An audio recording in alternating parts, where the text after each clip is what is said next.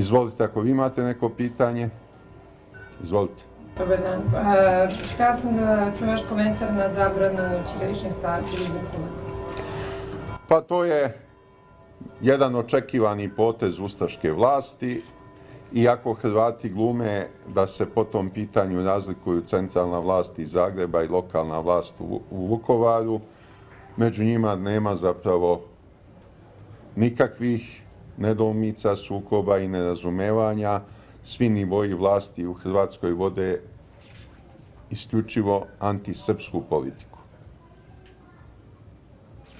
I Hrvatska će zapravo da tu politiku vodi sve dok i posljednji Srbin ne bude oteran sa teritorije ove nove ustaške države koja je formirana uz asistenciju zapadnih sila i koja se zasniva na krvi stotina hiljada probijenih Srba i stotina hiljada proteranih Srba.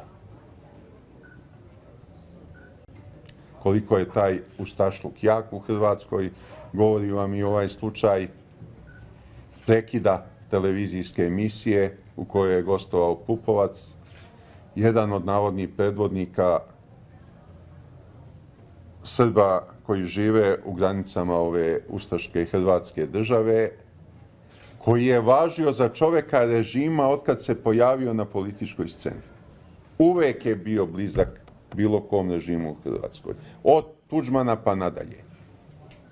I kao, dakle, jedan od najkooperativnijih Srba,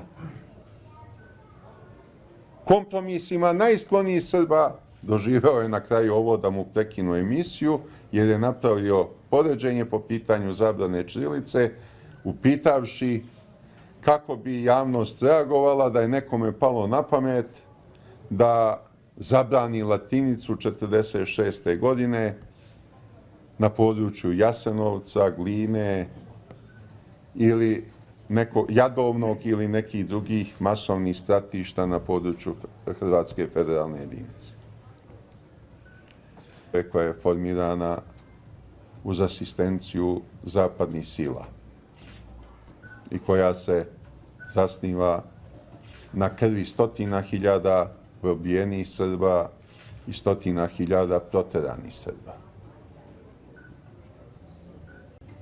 Koliko je taj ustašluk jak u Hrvatskoj, govori vam i ovaj slučaj prekida nikakvih nedoumica, sukoba i nerazumevanja.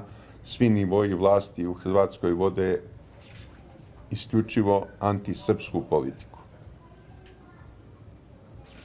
I Hrvatska će zapravo da tu politiku vodi sve dok i posljednji Srbin ne bude oteran sa teritorije ove nove ustaške države. Televizijske emisije u kojoj je gostovao Pupovac, jedan od navodnih predvodnika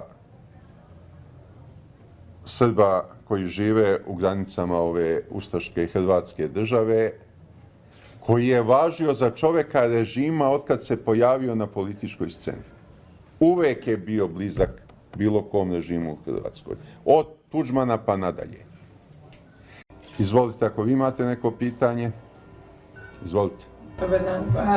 Htela sam da čujem vaš komentar na zabranu ćiriličnih carki u Vukovaru.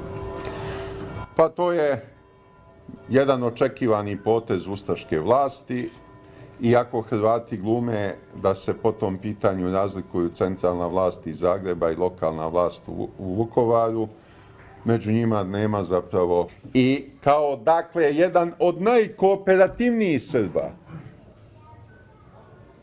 kompromisima najsklonijih Srba, doživeo je na kraju ovo da mu prekinu emisiju, jer je napravio poređenje po pitanju zabrane ćirilice, upitavši kako bi javnost reagovala da je nekome palo na pamet da zabrani